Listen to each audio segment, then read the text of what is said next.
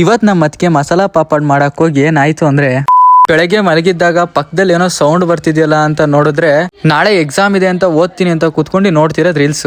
ಅಕ್ಕ ಸಕ್ಕದ ಆಕ್ಟಿಂಗ್ ಮಾಡ್ತೀಯ ಕಣಕ್ಕ, ಕಲಾವಿದೆ ಕಣಕ್ಕ ನೀನು. ಸ್ವಲ್ಪ ಹೊತ್ತು ಬಿಟ್ರೆ ಬುಕ್ಕು ಇಲ್ಲ ಕೈಯಲ್ಲಿ. ಇನ್ನು ನಾಗರು ಬಾವಿಗೆ ಹೋಗ್ಬೇಕು ಅಂತ ರ್ಯಾಪಿಡೋ ಬುಕ್ ಮಾಡಕ್ ನೋಡಿದ್ರೆ, ರ್ಯಾಪಿಡೋ ಬೈಕ್ಸ್ ಗಳು ಬ್ಯಾನ್ ಮಾಡಿರೋದ್ರಿಂದ ಅರ್ಧ ಗಂಟೆ ಬೇಕಾಯ್ತು ಒಂದ್ ಗಾಡಿ ಬರಕ್ಕೆ. ಅಲ್ಲೋಗಿ ನಮ್ ಚಿಕ್ಕಪ್ಪರ ಮನೇಲಿ ಊಟ ಮಾಡ್ಕೊಂಡು ಮನೆಗ್ ಬಂದ್ರೆ ಇವಳು ABCD ಹೇಳ್ತೀನಿ ಅಂತ ಇದ್ಲು.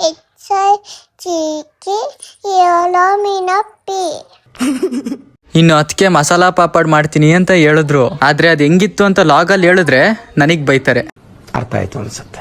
ಇನ್ನು ನೈಟು ಜಿ ಕನ್ನಡದಲ್ಲಿ ಬರೋ ಸರಿಗಮಪ್ಪನ ನಮ್ಮ ಫ್ಯಾಮಿಲಿಲಿ ಯಾವ ಲೆವೆಲ್ ಕುತ್ಕೊಂಡು ನೋಡ್ತಾ ಇದ್ರು ಅಂದ್ರೆ, ನನಗಂತೂ ಈ ಶೋ ನೋಡಕ್ಕೆ ಫುಲ್ ಇರಿಟೇಷನ್ ಆಗೋಗ್ತಾ ಇತ್ತು. ನೈಟು ಮತ್ತೊಂದ್ಸತಿ ಬಿರಿಯಾನಿ ತಿಂದ್ಬಿಟ್ಟು ಮೂವಿ ನೋಡಕ್ ಕುತ್ಕೊಂಡೆ. ಈ ಮೂವಿ ಒಂಥರ ಟ್ರಯಾಂಗಲ್ ಲವ್ ಸ್ಟೋರಿ ತರ ಇತ್ತು, ಒಂಥರ ಫನ್ ಆಗಿ ಡಿಫ್ರೆಂಟ್ ಆಗಿತ್ತು. ಈ ಮೂವಿ ಮುಗಿಸ್ ಮಲಗೋ ಅಷ್ಟೊತ್ತಿಗೆ ನೈಟ್ 1 ಗಂಟೆ ಆಗಿತ್ತು.